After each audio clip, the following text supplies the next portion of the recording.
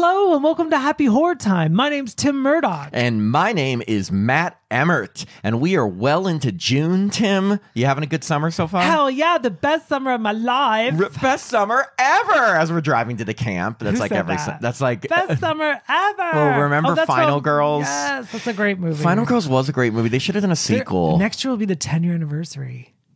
Wait, it came out in 2015? Yes. I remember seeing, did we see it together? Yeah, and then remember afterwards our friend Luke bought us dinner. Oh no, wait, it wasn't you. Okay, But thanks. you were there. Wait, but he didn't buy me dinner? No, I had a boyfriend at the time. He took me and my boyfriend out.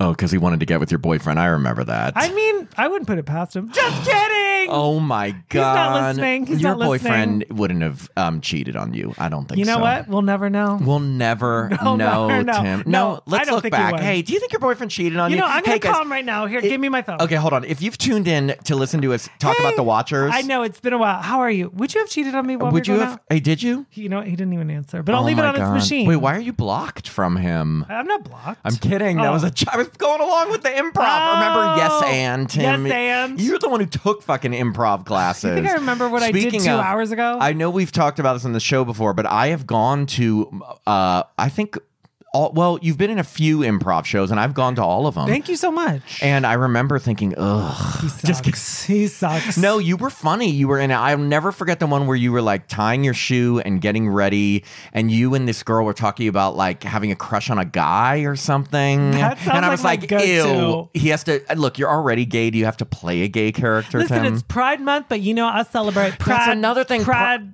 year. We didn't even talk about, okay, so I'm the worst gay. I did absolutely nothing for Pride. You hung out with me. That's pretty gay. I mean, that was good. That was good. But I hang out with you all the time, so I mean, it's Pride year. Yeah. You went out on Pride. I did, but I didn't do the Friday or the Saturday. I did the Sunday after the parade. So I know this is dated because Pride was in Okay, Pride in LA is the first weekend of June, but it's all throughout the month in other There's states. like the West Hollywood, and then there's the Ricky Martin downtown.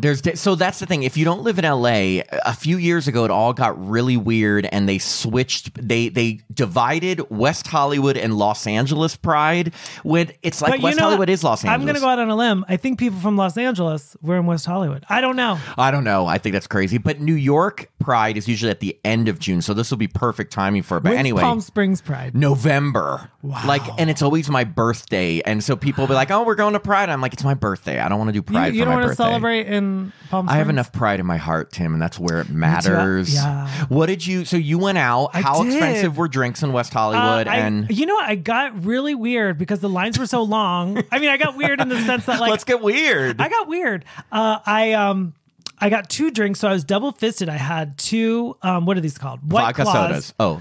Which is the same thing. It basically. And I got 2 of them, so I was like double fisted. I'm walking around like, Ew. Were you Yeah. going, Yeah. And then when did you give double blowjobs? oh, Matt. That's Oh, not sorry. what Pride's about. It isn't. So then, but I will say the bartender was so good looking, and we were all trying to figure out if he liked boys or girls. Well, we didn't know. But here's the thing: it's smart for him to act like he likes boys, I whether he does or know. not. He because was then so smiley. The thing about if you are a hot straight guy, working at a gay bar is your like meal ticket. Like you will get Yes. so many. First off, every guy will want you, and knowing they can't have you, then they'll give you even more tips. He had like the bluest eyes and like really flippant, beautiful hair. Wait, Tim, but did he have the blackest eyes, the devil's eyes? You know what that's from from? H2O. No, that's from the original. But it's also in Halloween. H2O. Well, it's in a lot of. They Halloweens. repeat it at the beginning of H2O. I'm so glad that you have good Halloween like knowledge. I mean, I don't, because Friday 13th is far superior. Really, give me a quote from Friday the 13th. Oh, okay, let's get out of here. Ah, Jason. Okay, so Jason wasn't in the original. Well, actually, he was at the end. But anyway, so My only son. Did you Jason. meet any hotties at Pride? But you know, there was some people that listened to the podcast, so that was nice. Oh yes. Didn't you run into someone who read because the Yeah. last episode you told me about that random guy Yes. who had the episodes. You keep running into people. I know, love and this. trust me, I get like the biggest high from it, and my head gets so big I can't even get through a doorway. And his head's already big, so let's be Right, honest. yeah. I mean, Tim's ego. No.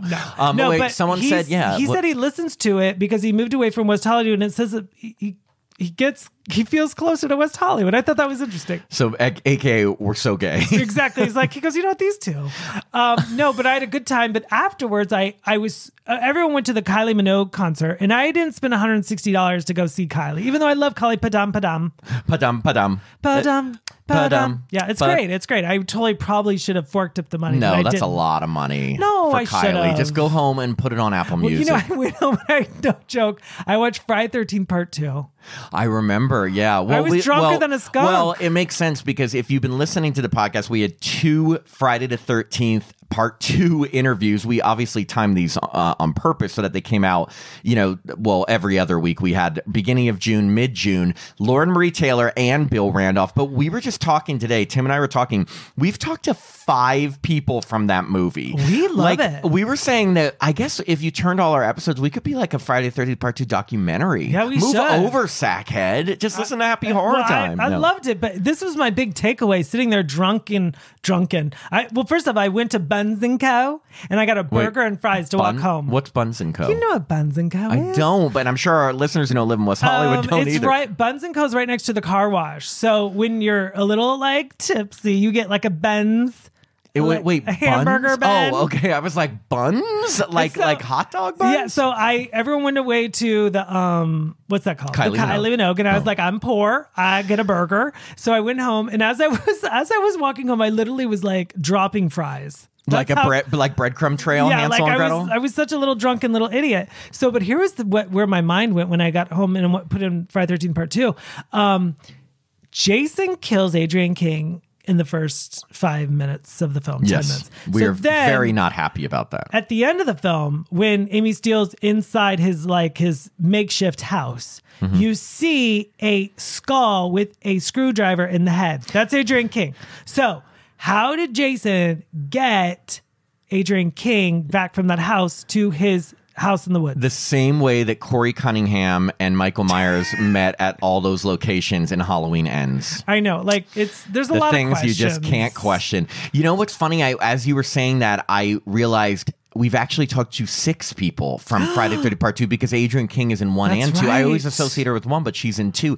How many? That's crazy. We have got the juice. We need to. There's only a few other people other than those extras in Part 2 that we haven't talked to. I think we should, and we need to talk to Steve Miner because he directed Well, he did 3 and 2. Yeah, we've talked to 2 people from 3. We also did a lot of people. We talked to. Okay, we need to start equaling the numbers and get more Halloween people on. So I Jamie can't Lee help Curtis. it if my film's far superior. Listen, Jamie Lee, I know you're listening because she's an avid listener. She's like, I start the day, listen to HHT. Then I go through my trauma. I go to therapy for trauma, and then I listen to Happy Horror Time. We got to get Jamie Lee. I mean, I thought you said honey. No, it is for your lips to God's ears. I love when people say that. You listen in God because hello God, it's me, Margaret. Do you remember when Britney said on Britney Spears? No, I mean I can't really quote. I like Britney Spears, but I'm not an avid listener. But do you remember that one episode of Vanderpump Rules when Britney said to Jack, she goes, "Rotten heel"? I told you. Remember, I didn't right. watch it. I know. I'm sorry. Do you know who I am? I forget, but I only watched the Scandival episodes. Well, he's going to be on The Traitors. He's going to be on The Traitors, the 3rd season. You've heard us talk about. We love The Traitors. If you have not watched The Traitors, even if you don't like reality TV or game shows or stuff, give this a chance. It's just fun. It is a fun show. Tim doesn't like it that much. I didn't like the first season. I like the Traitors. second. Oh, yeah. Yeah. Well, and like Jacob and I will go crazy and watch like Traitors UK, Traitors. I love Traitors. Traitors Australia, Traitors New Zealand. Literally, it's gonna become in every country. It is. It's just like RuPaul's Drag Race. Oh, that's amazing everywhere. to me. Remember when RuPaul's Drag Race first came out and the prize is $25,000. I was like, big whoop. What? Big whoop. I was like, hey, that would help you get cares? afford those Kylie Minogue tickets. I know, you're right. You could have been padumping with everyone. I know, it says at home watching a 45-year-old movie. For probably, how many times have we watched it over the last year? You know what, though? A million. When you're, I don't want to advocate drunken watching films, but I will say, Friday 13th Part It's so 2. dangerous. It's so dangerous when you when sit there. When you sit there at home in your home watching a film while intoxicated. No, but I mean, like, the film felt like 10 minutes. It really did. I think because we know it so well. But also, like, when you're drinking, or when I was done drinking, but like, I was sitting there like, God, this movie's short. I will say this, though. I feel like we've done a good job of not just asking the exact same questions to everyone from the movie. Like, if you are someone who's listened to tons of our episodes or our interviews, and you've listened to our other Friday Part 2 interviews, like, I remember when we talked to Amy Steele and John Fury, we always asked, like, what was it like working with Steve Miner? And when we got to Laura Marine Taylor and Bill Randolph, I was like, we've heard enough about Steve Miner. Now let's ask about something else. And the good news is that every character and person we've talked to has enough of a, like, differentiated part that there was something else to ask about. Right, well, a death scene, something, you know? It was interesting that Bill Randolph said, he goes, you know, those Final girls get asked to every convention. I was like, yeah, you're right, because it's like Jason's victims should have their own. We said that. We were like, there should be a convention just called Jason's Victims, and like no Final girls allowed or Final boys. Well, I mean, Lauren Marie Taylor's podcast is called Not the Final Girl. Yeah, I mean, exactly. You can make a whole living off of getting killed in a famous horror movie. Oh my God, I can't wait for the day. Tim, you're going to get killed in Halloween Ends again. Halloween Ends again. By Corey Cunningham's I'm going to get a kiss of death. Oh, yeah, you do like Corey Cunningham. I mean, I don't know why. He's probably like... You like that rugged, like, cute. I guess. Well, like borderline rugged. I think I'm more of I like Michael Myers. He's just so sexy. Yeah, that skin. Ew, that gross mask that's 45 years old and, like, disgusting. Ew, I know. Think about how much it stinks. And in the sewer. What are we talking about? Okay, let's get to... This movie that we don't want to get to. Well, wow. So, you know, I think about a month or two ago, if you've been listening, we were talking about a lot of like straight to on-demand horror films because not a ton were coming out theatrically. And we were saying, stay tuned to the summer. It's going to be, every review is going to be a big theatrical release. And we've stuck by that because there's so much horror coming out. Doesn't necessarily mean it's going to be the greatest. And we went to a theatrical release of The Watchers. And you know that the director of this movie is the daughter of M. Night Shyamalan, which I was asking Tim, what does the M in M. Night Shyamalan stand for? Movie Night Shyamalan. I'm going to go with the same thing I told Peter M. Brackey that M stands for, motherfucking. Oh, wow. So I think it's motherfucking Night Shyamalan. Well, anyway. Some of his movies do, as they say, kick ass. No, I mean, M. Night Shyamalan started so strong with The Sixth Sense. And... you know, he has had ups and downs. There was a while that I remember as soon as you were watching a trailer and it said, like, from M. Night Shyamalan, you'd hear groans in the theater. That's a little unfair because he has some good movies, but he's had some stinkers. He's like any filmmaker or anybody sometimes, but first, him in particular seems very divisive. He is the king of having a twist at the end, but I almost think that it works so well in Sixth Sense that he's like, I'm going to do this all the time. And it started to get where his twists were so ludicrous and sometimes would like ruin the movie trying to explain the twist. And so I get why people have problems with him, but I also liked The Visit. I loved The Visit. Oh, I love The Visit. I thought Devil was pretty good. I love The Devil. I love The Devil. You heard it, everyone. Satanist Tim Murdoch. That's right. And I also thought Old was okay. Like there were some Old movies was definitely okay. What was the one that I thought his big misstep was? It was called The Lady in the Water. Oh, that one was bad. But I thought also The Village. I thought that was liked The Village. That was a good twist. Oh, when they're like really just going into gave away town. All his movies. Oh, oops, sorry guys. No. But Sixth Sense was obviously, it's hard when you peak right away. You know why I like The Sixth Sense? Why? Misha Barton. Oh my God! Yes, wasn't she like a Munchausen? Her mom had been keeping her sick, and she has that creepy scene under the bed. Yeah. Yes. Okay. But yeah, Sixth Sense is great. And he's had some good movies, but he's also known for like, you know, every trailer for an M. Night Shyamalan movie looks incredible, but the movies don't always hold up. Oh, he also did Knock at the Cabin Door. Did we like that? I can't even remember. You know, we talked about it, and I can't even remember. I remember the movie. I don't remember if I liked it or didn't. I liked it. And speaking of Pride, I liked it because it had a gay couple. Oh, yes. And that's it. But, like, that's just casting. Yeah, so the casting was good. Thank you, caster. No, I thought it was somewhere in the middle. Anyway, his daughter, Ishana Shyamalan, this is her feature film debut. She wrote it and directed it. And it's almost like having that name is a blessing and a curse. Yeah. Because you're always going to be connected to your dad. And if your dad's polarizing and you are doing a similar sort of movie, people are going to come into it expecting that. Also, like, it has come really, really a hot buzz word is Nepo baby. Yes. I mean, look, it's hard to... Look, I'm one of those people that thinks if you're talented, who cares how... Yes, it probably was easier for her to get in the film business with her dad, but, like, who cares if she had a famous person as long as you're talented? Right. And, who would be... Everyone would be an idiot if they did not take advantage of what their parents did. Well, and that's the thing. It's like, that's almost like if you have a connection, whether it's family or not, are you not supposed to take Tori advantage Spelling of it? went under... When she auditioned for 90210, she went under an alias. Please. That is the epitome of Nepo baby. I am sorry. Tori Spelling. Yes. I love But Tori. I also don't have a problem with Nepo babies. Either way, she's a Nepo baby. No, and it's interesting because it's not like she's running for a political thing. It's like, it's Hollywood. Who cares? True, but like she's doing exactly what her dad does. So people would be like, well, how about all the people that want to be filmmakers that don't have that advantage? Again, if she wants to do film and her dad was in it, who cares if she has that advantage? But at the same time, I almost feel like maybe she should have tried something completely different than her dad. Like a romantic comedy? Yeah, exactly. But so you see the trailer for The Watchers, and it looks like it could be an M. Night Shyamalan movie because it's like creepy premise, sort of like creatures that you don't know what they are. You know it's going to have some twist, and then you're like, from the daughter of. So you're like, okay, well then she's doing kind of what her dad did. I actually totally forgot until the ending of the movie that we're talking about, until it said her name instead of her dad's. You did? Oh, I totally forgot. You must have tuned out during those trailers that said from the Ishana No, Night they Shyamalan. did. I feel like we did see that trailer a million times. Yes, and the thing is that so I went into this movie knowing that it could have that M. Night Shyamalan feel, but also knowing that there's been a lot of M. Night Shyamalan stuff that I've loved. So I mean, I tried to go in with a clean slate, but also in the back of my head, I was like, oh God, I hope it doesn't have that formula of like, creepy premise, not executed well, weird twist, too much explanation. And guess what it was, Tim? All of that. Creepy premise.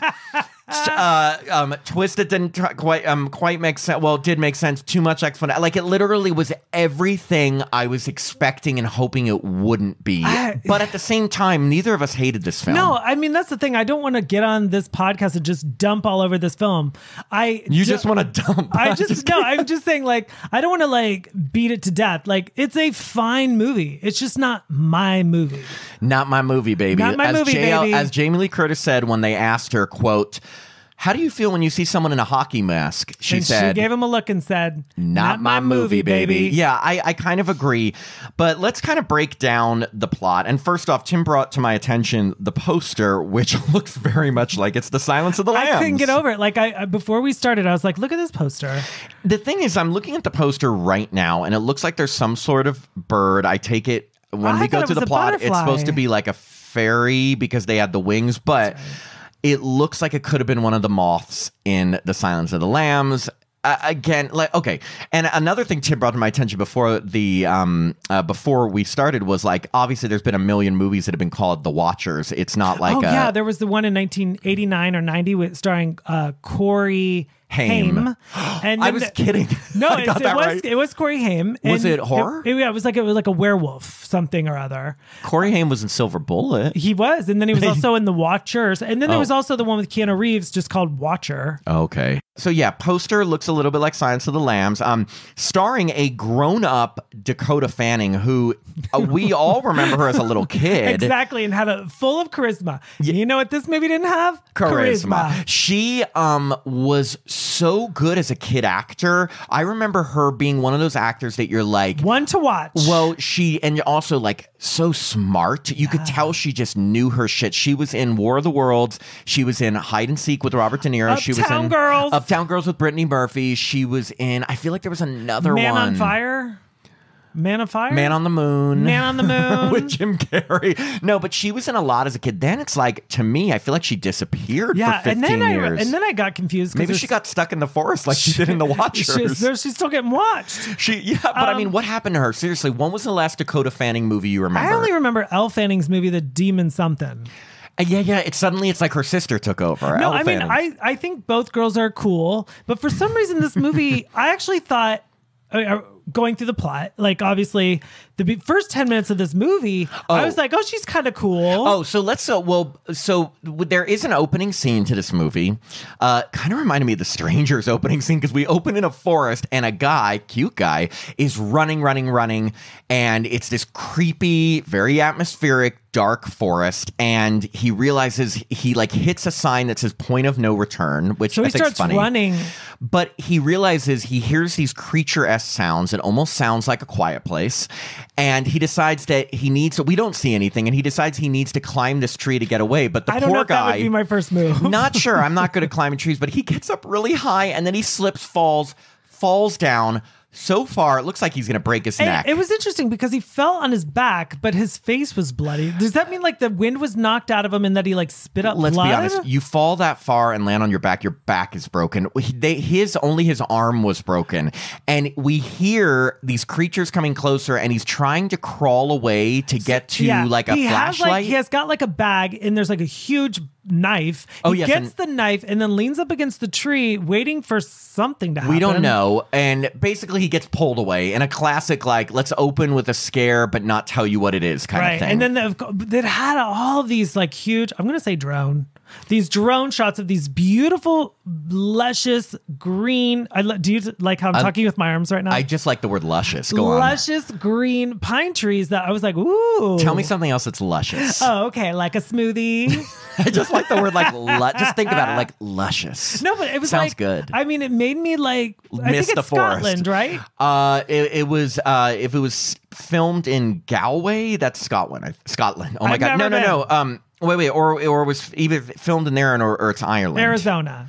It's definitely not Arizona. I think it's if it's Galway, why am I thinking between Ireland and Scotland? It's in Ireland, yes. Oh, okay. I knew. I was beautiful. Like, because it's Ireland is I have been to Ireland, and Bragger. It is, but no, I just mean that in a way like it is so green and luscious. It demands the word luscious. But so those shots were really beautiful, but we get introduced to our main character, who is Dakota Fanning, and she is named Mina. She works at a pet store, and she likes to vape. She does. She vapes a ton in this movie. They in fact tell her to like go out of the store when she's vaping. She kind of gets a little lecture. Yeah. And she now has been asked by her owner to transport this yellow bird, who she nicknames Darwin, to like this, what is it, like a zoo or something far away, and she has to do a drive. I mean, of course, I was sitting there watching the movie. I don't even know where she was supposed to drive. Not important, but it's a far drive. This is what he said, it's a beautiful drive along the coast. You'll love it. And she's like, okay. So then she leaves, she goes home,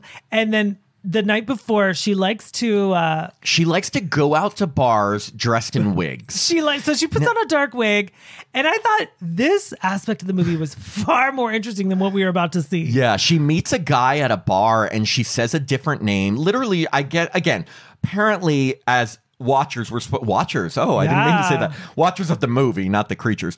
We're supposed to. I think she likes to escape who she is. Again, metaphor. And then so she meets this guy. He sits down and he starts asking her a lot of questions. And I thought it was very interesting. They only showed her face. They never showed the guy's face. Yeah, and he's like, "What do you do?" And she's like, "I'm a ballerina." Yeah, it was just. I think it's again. My interpretation was doesn't matter who he is. This is probably something she does often. She's trying to escape who she is. Have you ever gone to a gay bar by yourself?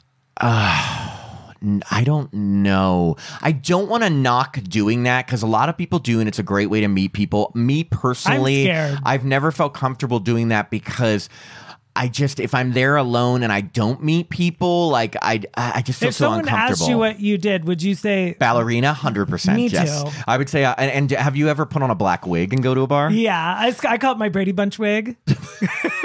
I'm like, I'm Peter. Then I say, pork chops and applesauce. Oh my God. I've had said that I've done something else job-wise just to be funny. Oh. Not in my hometown, like when I've been out of town. What do you say, like Gravedigger? Exactly. No, Yeah. I say I can't think of anything like fun. I say pig fucker. I'm an accountant. Oh, but I said fun. Sorry, accountants out there. You guys do a ton of work that we good job, can't you do, guys. and we need you. I just don't want to be an accountant. Tim, you? Oh, I would never pick an. I have a problem with lying. I can't lie. Oh, someone I know. asked me, and I'm just telling. I'm like, I'm an assistant. So we don't get much of how she goes out. We do get some. I mean, kind of skipping ahead, but just to give an idea of the type of person that Mina is, you do get this little backstory. It's not fully explored that she has a twin sister. That is interesting. Like her having this backstory that's revealed throughout in little bits and pieces throughout the film. I thought that was interesting. Well, I actually think that story is much better than the sci-fi shit we're about to get into. Exactly, but it wouldn't be The Watchers. She has a twin sister. We find out she's been estranged from her for about 15 years because their mom died in an accident. And then we find out from a flashback that when Mina and her sister were kids, Mina was like being really annoying in the backseat and distracted her mom. And then like a truck hit them and the mom died. So she's always felt responsible. Like she put her hands in like this, what's it called? The window. The window. And like her mom was trying to like get her hands not to be stuck. She was being a brat. Right. Like she also throughout the whole film, there's this little bit of, I don't know how this comes into play now. It's very symbolic. The way like she's taking a bird and the bird repeats everything she's saying. Yeah. And then they show when she was a kid, she also was is it called mocking? Mimicking. Mimicking. Oh, it's mocking too if you're like doing it to be a mocker mimicker. She's a mimicker. Yeah. She, it's funny because we don't get a ton of story behind it other than that she's estranged from her sister and she has a lot of guilt over her mom's death. With the bird, though, there is a funny part where before she leaves to go out that night, she says to the bird, because she's still kind of a brat. She's like, try not to die. And the bird repeats her and keeps saying, try not to die. But the best part is when we get later in the movie, the bird randomly will say, try not to die, but in situations that are dangerous. So that I thought was clever. I did watch the movie. I don't remember that. You don't remember the try not to die thing that the bird said? I just remember when the contrast of like the green trees and like the yellow bird. I was like, gorgeous. You love those like colors, bright colors. I like colors. Anyway, let's get into the meat of the story because she goes on this drive. She gets into this beautiful forest, and what do you know? She hits a spot where her navigation goes dead, her cell phone goes dead, and her car just breaks down. Obviously, there's some sort of slight supernatural-ish element to this forest. It's like an enchanted forest. You're going to hear me say that a lot because I told Tim after the movie, I'm like, it felt like a movie that should have been called The Enchanted Forest. But so her car, and she's in the middle of this forest, and first she tries to get out and thinking she must be near something. No technology's working. She takes a stroll for a little bit, and then when she looks back, her car's gone. That was weird. That actually, I love that the bird was bright yellow, the woods was bright green, and then her car was like this beautiful blue. But then I actually thought that was very interesting. Like your car disappearing after it breaks down. I thought that was cool. Well, also, it's like the forest was playing with her because she didn't walk that far. It almost reminded me of like Blair Witch Project when it's almost playing tricks on your mind. Like she goes back, she's like, wait, where's my car? How can it not be here? So it's like she's into this forest. There's no way out. Her car is gone. Technology's not working. So she's stuck and she just is waiting there with the bird, which is funny because she's there with the bird. Then she starts I guess she's going to make like a fire, and then the ground starts shaking. Well, she then sees from afar one of the other people in this movie, Madeline, who is played by Olwen Fierre. I can't pronounce it. She was also in Tarot. She also played Sally Hardesty in the Texas Chainsaw Massacre reboot/sequel 2022. She has 3 pretty major horror films under her belt. The woman's rocking it with horror, and she's not like a young woman. She's in like a later years, and this is when her career's really kicking up. That's when my career I think is awesome. Yeah, like that'd be in The Watchers 3. She's being big in horror right now. Anyway, she sees her and she kind of runs away, and and Mina follows her and takes her to this like actual like. It's almost like an encampment or something. It's like what? It's a building, but it's like a bunker. It's like a bunker, but with a huge like a window. Yeah, so the woman Madeline lets her in, and she meets. There's 3 humans in this bunker. There's Madeline, this older woman. Daniel. There's Daniel, the only guy, a young guy, and there's Kira, a woman who her husband was the opening scene guy. And he had gone out. And you recognized her from Barbarian, right? Yes, of course. She was in Barbarian. She was in Tim, the movie we did. Oh, Tim the Manservant. Yes, Tim the Manservant. She was in it. So she's been doing a lot of horror too. But anyway, they quickly throw this random story on her, which it really comes out of nowhere. They're like, we have to stay here at dark. There's the Watchers. They want to watch us at the night hours. You can't go outside at night. We do this ritual where we stand in front of the big window. It's like and a one-way mirror. Us. It's a one-way mirror, so we can't see them outside, but they can see us.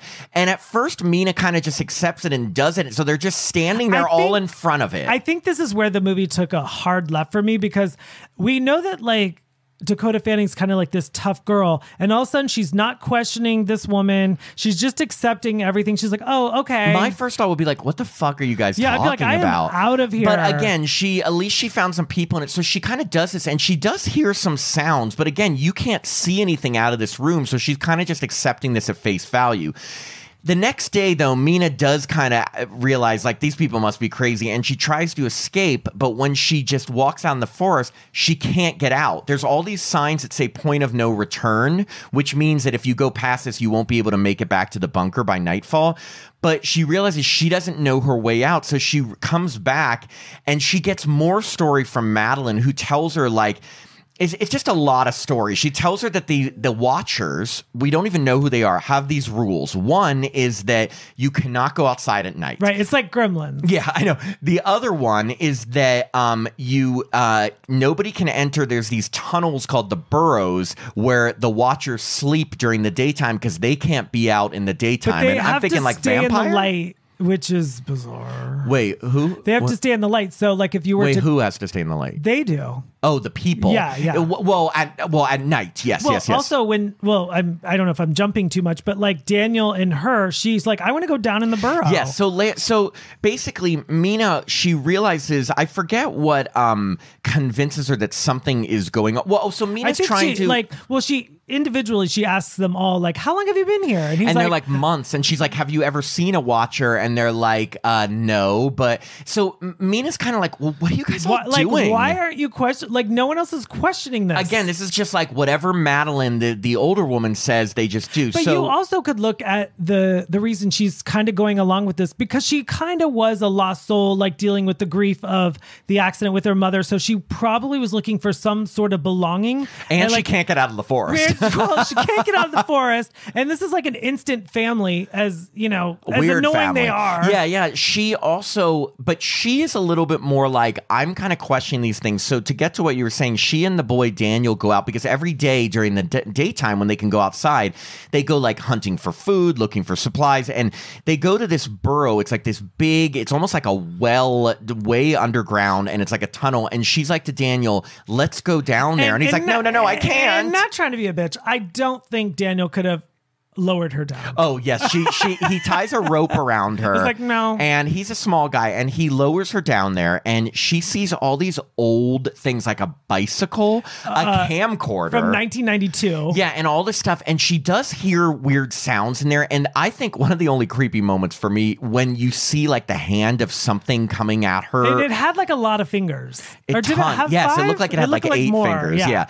So she brings the bike and the camcorder out, and she brings it back to everyone. And of course, Madeline is not happy that they went in the burrows, but they're like, we can use this. The bike, we can get out of the forest because it must quicker. be returned. Yeah, well, so they decide, though, that they're going to set up the camcorder outside, almost like a ring cam. Why did Madeline go along with this? At that point, I was wondering, but I think because she was like, I don't think I can tell them not to do it. And maybe she was just like, maybe they'll capture something on it that'll convince them. They did have this old TV, and I guess they had a wire that they could plug the very weird in. how electricity is working in the middle of nowhere where it's connected to, but they plug the camcorder. Who's paying that bill? Exactly, and and what company is funding the electricity? Spectrum? Spectrum doesn't do electricity. I don't know, but anything. it does their cable. Yeah. So by the way, for entertainment, they have one DVD, and it's like What was it called? Something of Love 3? It was like a reality TV show where a bunch of people like are living together like and supposed to hook up, and it was hilarious. Those little clips. They're like they had like the girl like crying, and it said like so and so 21, and then she's like, it was like a Survivor / Real World / Love Island combination. I loved it. I was like, this is better than The Watchers. One thing Madeline also tells them is she says that all of this was built by the professor. We don't know who the professor is unless it's like Gilligan's Island and Mary Ann, the movie star. Yeah, and his wife. Oh wait, no, that's the millionaire. And yeah, it's like, right. Whatever. Anyway, so they hook up the camcorder, they put it outside, and they're like, we're going to see what is outside. So it's black and white. They're sitting there watching it, and there's two naked legs that approach it. Yeah, and they're like, and we hear a voice, and it sounds like Kira's husband, the guy from the opening scene. And she's like, that's my husband, that's my husband. And Madeline's like, no, and they can imitate people. Ask him something no one else would know. What book was I reading? And he's like, bitch, I don't care, let me in. Well, he definitely didn't say bitch. I mean, he's thinking, bitch, I don't care, let me in. And Madeline's like, that is not him, it's a watcher, it's mimicking him. Well, and he was naked, and I wanted that camera to be panned up. Tim was like, pan up, pan up, pan up. He was cute, but you only got legs. We only got black and white legs. You got some nice legs. But he does, because they're like, pick up the camera, show me your face. He does pick up the camera, and you see the guy John's face, but then it looks as if he gets pulled away. Yeah, so very manipulative of the waters. Of the watchers. Yes, but then it's like the watchers or the creatures outside are angry because they bang the bunker and the glass starts to break. And Madeline's like, see, we shouldn't be testing them. You have to pay attention to the rules. Well, she's very about the rules. And Mina's also like, how does this girl know all these rules? Where did she come from? No one's questioning it's her. Interesting because like Mina will talk to Daniel and the girl from Barbarian and like get information, but no one's questioning Madeline. No one is. She's very like, she's kind of the leader, but she's also like something's a little bit off with her, and she knows too much. And so Madeline the next day makes them return the bike and the camcorder. She's like, you're making the watchers angry. And she also lectures Daniel when he can't catch like a bird to eat. Yeah, like so we then get the feeling that months have passed by because it gets to winter, and they're all starting to get real restless. Like cabin fever. Mina's drawing shit. Daniel, who's the hunter, is not doing so well. Kira's depressed and suicidal. Her husband's gone. Madeline's still doing her thing, but like finally Daniel like gets angry at Madeline, and he locks her and Mina out of the bunker one night, and they're like, let us in, the watchers are coming. This is the big reveal of what the watchers are. We get this like, well, so Mina and Madeline hide, and they watch all the creatures come up to the area, and it looked like long, slender... I don't even know. It basically looked like the Quiet Places monsters. I thought they were, because they were like white, and they looked almost like, imagine Slender Man. There was nothing white about them. Yeah, they were white before they formed into them. They weren't black. Oh, I thought they were black. They were like whitish creatures. I thought that, like, I remember the scene where like she's looking at the trees, and they kind of look tall like a tree. Well, I saw that, but there were a lot of them when they came up, or maybe I'm thinking of the later scene. They definitely had like a white color to them. I just was like, and they also kind of had like a little noise, like. Yeah, they were very like almost alien. They looked like almost like Play-Doh that could have been formed into something. So it was very CGI and not scary, is what we're trying to say. I hate to say this, disappointing. Well, so they're watching them, and they're seeing them watch the like inside the bunker, and only seeing the two people. And apparently Madeline is like, they're going to be angry we're not there. They like to watch us each night, and I'm just like, why do they like to watch so much? Like, what are they, Tim Murdoch? I'm not a watcher. Yeah, I'm a doer. Yeah, it is weird, but they do finally. You know, Daniel lets them in, and then we get more story from Madeline, who just knows, and she starts telling them more. And she's like, "I didn't want to tell you this at first, but I ran into one. I've told you the truth, mostly. Mostly, she's like, I ran into one, and it looked just like me, like it was imitating me, but something was off, and that's why they watch us, because they want to imitate us and do this." And I'm like, why didn't you tell them this at the beginning? Basically, these creatures out in the woods are trying to copy human life, and they call them like changelings or fairies. And if you remember the 1980 movie The Changeling, which is a great scary movie, it's like, you know, it's almost like a substitute of a human being. It's not the real one. And but they're using this whole story about their changelings or fairies, and they can imitate people. And what happens is, because the watchers are pissed that all this stuff is happening, they're starting to try to break in. So they, in order to not get broken into in the bunker, they find this like passageway underground. around, and they hide in there. Right. And so then they have a computer that happens to work. That computer from like 1992. Right. So I mean, this computer had like Windows 97 on it. And he goes, oh, and then Daniel finds a bunch of food. He goes, oh, there's all this food down here. Like, why didn't we see this? And then why were we hunting? There's canned food. Little Dakota Fanning starts clicking the computer. Not says, so like, little. She's a 30-year-old woman. She's a 30-year-old woman. She starts clicking the computer. It says like day 1, and she watches the professor, and then she clicks down to day 300. Yes. So what happens is they find that this was where the professor was staying. This, you know, the person who created the bunker, and they watched some video diaries of him saying that, you know, he had built this place to study these fairies. And right away I was like, homophobic. No. Right. To study these creatures and stuff. And as the days are coming in, he said, I've lured one here. And that was a little creepy because you see a video of like, it looks almost like an alien-ish thing. It did. Wait, remember the movie Alien, like when Sigourney Weaver's backed up against the wall and like the alien opens his mouth and then another little alien like comes out of that. That's what it looked like. See, for me, it almost looked like, remember Signs, that really freaky scene when the alien walks across yeah, that's what it looked like to me. That's really interesting to me. Like the movie Signs and Alien and this, that's what I'm saying. Like, okay, like those films have already been done. In The Watchers, it was just but M. Night Shyamalan did Signs, so yeah, I know it's almost like I forgot that's another one I love that he did. So, maybe his daughter used the same shot. She's like, Dad, remember the movie Signs? Get me that footage. We're good. But that movie's 20 years old. I mean, I actually thought it was older. It's been a long time since I saw Signs. Actually, it might be older. Like at least, it's probably 24 years old. So they're in here. They're watching. So they go to day 300, which is the last video diary of the professor, and he's like, the creature that he had lured in and thought he was being able to communicate with it's like turning bad or something. He's like, I am gonna go up there, I'm gonna kill it with this gun, and then I'm gonna kill myself. And I'm like, wow, like how about just leave the forest? Yeah. No. Oh wait, can he leave the forest? No, I guess he's stuck too. And he says, if you're watching this, I worked all my research is at the university, and if you ever get out, like, get rid of my university. Get rid of the university. Get rid of my research. I don't want anybody to come back here and get lost in his forest. And then first up, we need to. I mean, we can go back to everything you're saying, but like, who built that place? The professor. Yeah, that whole place. But I mean, again, questions we can't answer. Like, does he have a construction degree too? Yeah, like a construction company came out there. It's not a full house, but he could not have done it all How himself. would he get that huge window out there? Also, the one-way mirror. How did he? And impossible. Also, if your truck or car, impossible. If your truck or car disappears as soon as you get in, how did he transport it and then go back get more materials? Exactly, we don't know.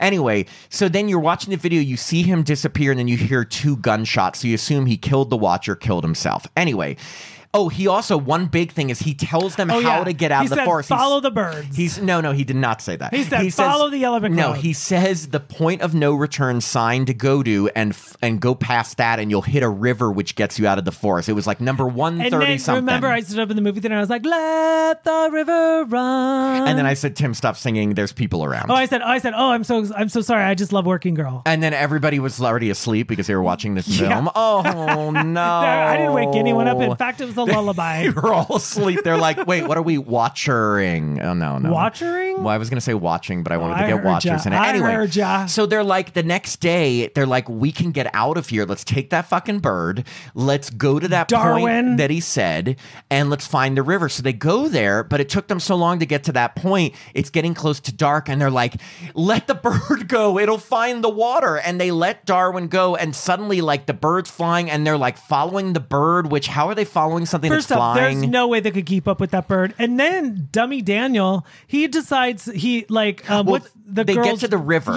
and they're about to. They finally get to the river. They're like, shit, that we've never gotten this far. And that girl's hot boyfriend shows up. Well, but there's a canoe there, and they're all going to go in there to row out of there. But Daniel sees someone that looks like Kira's husband. But by this point, they know the Watchers can imitate people, so they should be smarter than this. But dumb Daniel is like, hey, what was his name? Hey, John or something. Like, what are you doing? It was the boyfriend, yeah. Yeah, the husband. And it's not John, it's a Watcher. watcher, and it breaks his neck. Yeah, which I was like, okay, this movie stepped up. Well, PG-13, so you can break necks, but you can't like do anything bloody. But like all the women are really upset, especially Kira, because she had like a weird bond with him. Remember? Well, of course, it was her. I mean, that's got to be mentally challenging to be like, yes, he visually looks like my husband or boyfriend. I can't remember. I meant with Daniel. Oh, yeah. Remember, she had developed a good relationship with Daniel. Under the ground, she goes, you can come live with me. Yeah, because she kind of, I don't know if it was friendship or more, but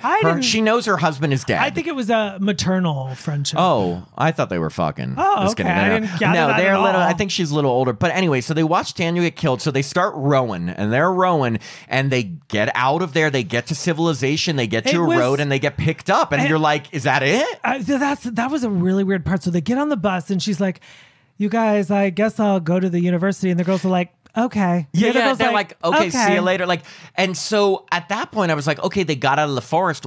They're safe. Is this the end of the movie? Nope. Dakota goes to that university. Dakota, and that's her name, right? No, that's the actress's name. Yeah, Mina, and she then says, like, apparently she lies and she goes, my uncle, I need to get into his office, and like, so they literally walk up to the office and go, here it is. And have the thing access is, to everything. This professor has been missing for a long time, like, and an unsolved missing thing. So they just let anyone who says they're related go into his office. I'm gonna try that too. I was like, hey, I'm looking for that professor, and like, here's access to his entire office. And you can say I'm his nephew. Yeah, they're like, oh my gosh, he never mentioned a nephew. He'd have to be pretty old if you're his nephew. I'm gonna repaint these walls with your brains.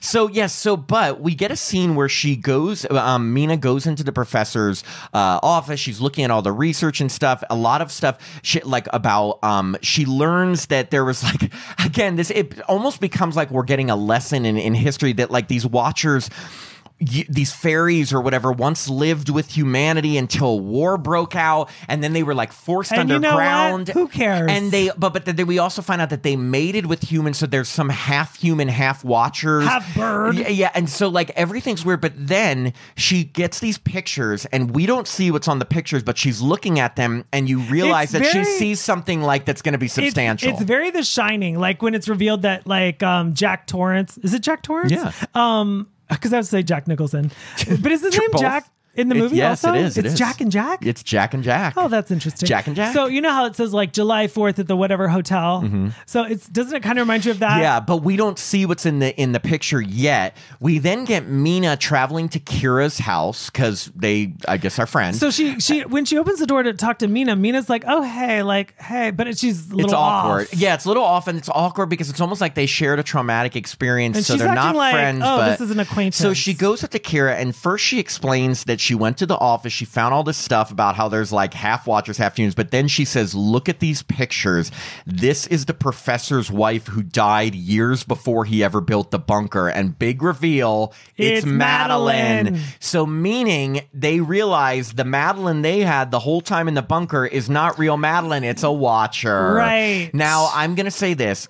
We went with our friend Joe, and he turned to me halfway through the movie, way before this point, and said, I bet Madeline's a watcher. I mean, and the thing is that what I'm saying by that is that this wasn't the hardest twist to figure out. Like, you know what I was thinking at that point? I was thinking, why am I watching this? With that, and I was also thinking, like, hey, remember that guy that Dakota met at that bar? Is he going to be in the movie again? Is she going to wear that black wig again? I was like, is she going to tell him she's not a ballerina? And what happened to the bird? Is he back? Yeah. No, she took in the bird, didn't she? Did she get the bird to the right location? She never got that bird to that zoo. No, she kept it. She kept it. She probably like, fuck this job, fuck this bird. Did she ever get fired from the job? She definitely got fired because she stole the bird. Right. How many months was she? And gone? that was a very I bet it was worth at least $1,000. Bird. Yeah. So anyway, she says, Kira, like, Madeline is a watcher. She's like, there's these and Kira's like, that's impossible. The watchers can't. She was always out in the daytime. She was always out in the daytime, and she says, no, there's some half human, half watchers. She must have been one of them. Well, then right up there, twist upon twist, the girl from the actress from Barbarian comes in. Well, Kira drives in and opens the door, meaning the Kira Mina was talking to this whole time is not Kira. She was it was a watcher. Madeline. No, it was the same watcher as Madeline. Well, Madeline's a watcher. She was telling Madeline the watcher that Madeline's a watcher. Yeah, and it was Madeline the tell watcher. Me something I don't know. If you're listening, haven't seen this movie, and are confused, that's okay, because it was okay. weird. I mean, like, again, like everything we're saying is just nonsense. Yeah, so again, she was talking to this Madeline watcher can imitate anyone, so she had been imitating Kira. So the real Kira gets home, and the watcher crawls over the ceiling and knocks Kira out. It was so violent. Like, the movie wasn't that violent in general, but like he bashes her head against the wall, and I was like, geez. Yeah, I'm like, God, she didn't do anything. She just got home. She didn't even know. I was like, I had a headache before watching this, but now I have a bigger one. So then this Madeline watcher thing transforms into Mina and goes to talk to Mina looking like Mina and is basically saying like,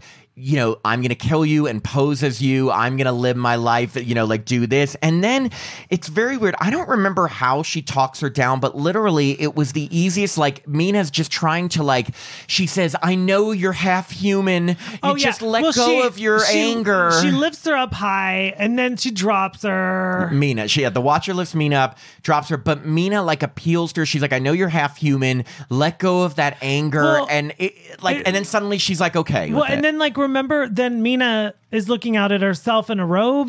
Well, wait, what? Right. Remember, like Mina is suddenly replicated. Yeah, the Watcher replicated Mina, but I'm trying to remember when the Watcher decided she wasn't going to kill her, and it was like, okay, I'll be fine. It's like she's talked her down right away. A bird. Well, so she then decides that she is going to spare Mina, and she says, but I'll be like watching you. And she grows wings, turns into this weird, it's like Madeline's face with wings and flies away. She becomes a bird, and then she like lands on a rooftop, and then she makes like this really funny sound. It's like, meh. It's like, Gah! And I was like, I'm done. And then you're thinking, we've already had like 3 endings, but then we still have another scene. It's like Mina is now with her twin sister, who I guess she has finally made amends with. She has a scar because she was also on that unfortunate day when they were in the car wreck. But the weird part about this is that we just watched Mina talking to a watcher that was posing as her. So then when it goes to Mina talking to her actual twin sister, part of me was like, is this actually her twin sister or another watcher? I think you're supposed to think that, but she did have the scar that the little girl had in the flashback. She's there. Obviously, they've made amends. She's back in with her sister, back in with her nephew, and then she's telling her the whole story, and then she looks outside, and she's even saying, like, and she said she'd be watching me, and then you see this little girl outside. She's a little redhead, and you know what they say about redheads, right? Seeing a redhead in the public is like seeing a unicorn. Well, it's a watcher because that's the watcher who's now posing in the form of a child, and I guess just living in society, keeping track of Mina, and then it ends. You know what that is like? It's like, you know, you meet a poopy movie. It's a poopy movie, and you know, it's like once you. I just thought it was lame. I like that. I thought you're like, you know, once you, it was lame. I mean, like, it's just like, okay, like I knew that little girl was obviously a watcher. Yeah. So then she turns around, looked at the camera, and then her face all is like messed up. I'm like, okay. I did a deep sigh, like. Let me just tell you this, to just paint a picture of how Tim and I were experiencing this movie in the movie theater.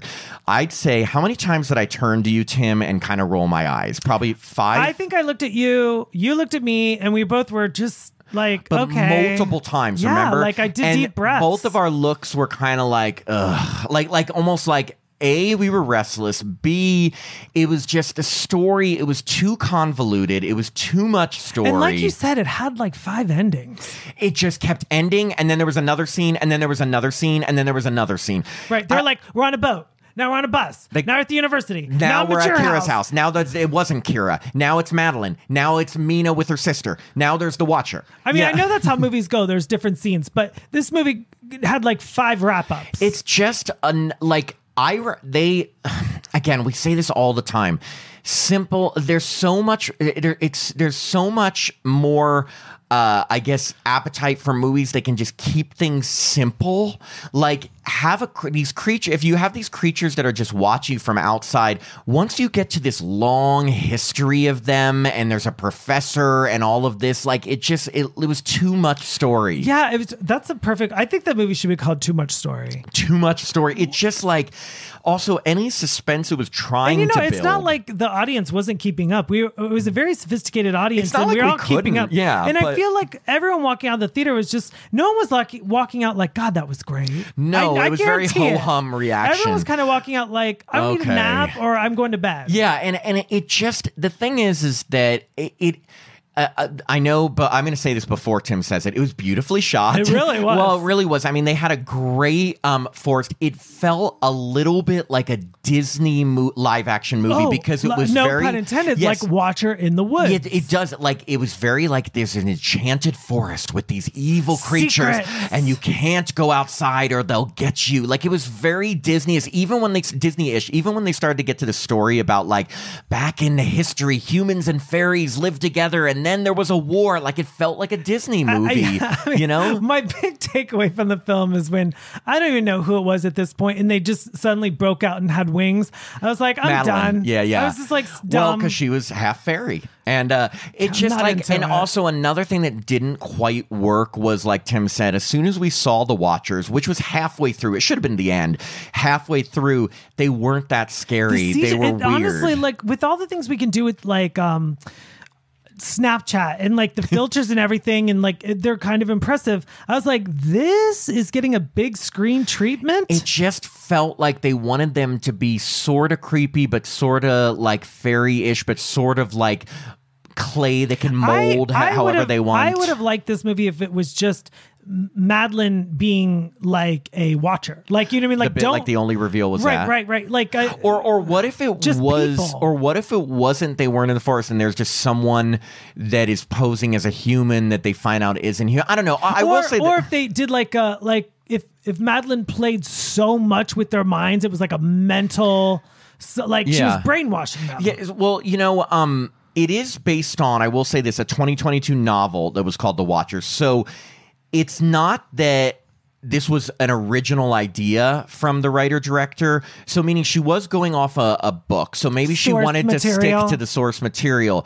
But it just like, I don't know if this is going to strike a chord with people in terms of, I don't know if anybody, maybe fantasy people. I think people that love that people fantasy like aspect. X-Files or something? No, I wasn't going to say X-Files. I'm going to say more like Lord of the Rings-ish stuff. Yes. Like, I think that kind of feel, if you're going in for that kind of feel and that kind of like, it's just creatures in the woods and not looking for straight horror, maybe you'll be into it. I don't even know if I should say this out loud, but I'm going to say it. Like, people you that like... think I'm gorgeous. Thank you, Tim. That too. You're gorgeous. Okay. But, what, like, is this for the Harry Potter people? Who's this for? I don't know. It's PG-13, so it could appeal to people I didn't younger. Like it. I really and I just don't know, because it felt very fantasy horror-ish, and it just I don't know, it didn't hit for me. It really just Not didn't at all. hit. It felt I don't think like- I could watch this again. Never. I mean, like, no. I just don't. I mean, if I ever did, I'm sure I would capture more plot points that I missed, you but know I don't know what? if I need to. Maybe, and I don't want to put this all on Dakota Fanning's shoulders, but maybe it's because the way the part was written, but there was something very boring about her. She wasn't like, the most put lively, Selena but Gomez in front of me. Selena Gomez. Get Taylor Swift in Yeah. there. No, I don't know. I can't even answer if I think a different actress would have Like, made it was better, because I Was it don't. the writing? I don't know. I don't know if it was. Could it be the way the creatures look? Could it be the writing? Could it be? I don't know. The creatures were such a non-element for me. As soon as, you know, I was into it as she was getting lost in the forest, and Same. as soon as she got into the bunker, and Madeline's like, "Okay, you're in the coop, and what we have to do is," I was like, "I'm checked out." It was just like, it was too weird already. The story was weird. I do not like that it was called the coop. Yeah, like a chicken coop. I'm sure that's what it was supposed to But be. I mean, it's like the way she rattled off these story points so quickly, like it was nothing. I'm like, ooh, too much, too much. So I appreciate a movie that's like, these are the rules and these are the concrete things that you should or should not do. I appreciate that, but this was all dumb. It felt also too fast. It was weird. Maybe we can just get a movie about Dakota Fanning going out to bars in wigs. Yeah, and you know what? I would have been in and on board if it was just, you know, her like dealing with 15 years of grief. I thought that was interesting. And I thought if she just goes out into the woods and loses her car and tries to survive, like makes it like Blair Witch Project. I was like, I'm interested. You know, I will say this. The one thing I'm glad it didn't do was that I was thinking, oh my God, what if this whole movie, it was all in her head and it's some big metaphor for her grief, which I hate. I hate that stuff. When it's not real horror, it really is just relating to mental illness. again, mental illness is a very real thing, and it can be horrific. And but it can be entertaining. But I don't know. I hate the movies that everything you thought was like scary was just mental illness. Right. I hate that. So at least it wasn't that. There really were watchers in it, but it was too fantasy-ish. I think it would have been better if she just woke up at the pet store and she's like, oh, I fell asleep at work. She's like, oh my God, where's that yellow bird? And they're like, you haven't delivered it yet. And she's like, oh. And they're like, you're fired. And now put on your black wig. And she comes back in their black wig and she's like, can I get a job? And they're like, yeah, who are you? Yeah, I think that'd be so good. The Watchers. They're like the Watchers, everybody. The Watchers, and you know what's weird? And like the rest of the scenes is like her boss walking around and he goes, huh, she does look familiar. Maybe it's her twin sister. Another trope that's always used in horror. I do love a good twin. Good old twins. Buffy. It made everything so weird that she had a twin and the Watchers were imitating them because it's like, and I know they did it on purpose, but it made it even weirder. Well, I don't know. I think they were trying to tell us at the end, like, hey, the redhead girl outside the window is the Watcher, not her sister. Exactly. Yeah. Which I mean, I got still that, like, but who cares? I know at that point I was like, how many more endings I was like, we you have? know what, M. Night Shyamalan? Wrap it up. Oh, was his daughter. Just kidding. Shyamalan daughter? Wrap it up. It up. Yes, hour and 43 minutes, I think it was. For a 23-year-old director, bravo, good job. Again, if you're 23 writing and directing a movie, you deserve tons of praise, especially a movie that isn't just a piece of shit. And this was definitely not a piece of shit. I mean, it just was a little bit like blah. I don't know how. I mean, you would think with all these elements it wouldn't be blah, but it just was. Yeah, and unfortunately, it hasn't been doing well critics-wise, and I think people getting something made. Apparently, I was reading that this was filmed during it got the okay because it was right in the middle when the strike happened, and it was M. Night Shyamalan's daughter. Yeah. They're like, we're not going to stop it. They're like, M. Night, check. He's like, your hey, listen, The Village. Okay, I don't know. 6 Sense. He's like, hey, have you heard of the Sixth Sense yet? You're welcome. He goes, yeah, I scared America. I scared the word. Hey, signs, aliens, people scared. He goes, got it. I put that Haley Joel Osment on the map. He's like, you give my daughter a fucking he movie. Goes, you ever hear of Misha Barton? Or you get no more devil. That's right. I do love Devil. I did like Devil too. Do you know who the devil was? It was the woman, right? Do you know who that woman was? Piper Laurie? No. Oh. It was the lady. She was on 90210. She played David Silver. Not David Silver. She played David Silver. She played David Silver's best friend's mother, who, remember, he was playing with the gun and shot himself. Yes. Oh, wow, that's random. Yeah, well, it's the truth. Oh, okay. I think now we need to wrap it up and take our own advice. But anyway, okay, so is Watchers going to be our favorite horror movie of the summer? Yes. No, it is not. Is it going to be our favorite horror movie of 2024? No, it is not. But, you know, we're going to bring you more. There's a ton of big horror coming out this summer. And we we're don't just mean Matt walking into a room. You know, how dare you? Rude. Me. You hear that, everyone? Tim Murdoch. Mean. Actually, this isn't Tim Murdoch. I'm talking to the Watcher version of him. That's right. I've got wings. He's watching me. I'm anyway, flying. Okay, well, thank you, everyone. Bye.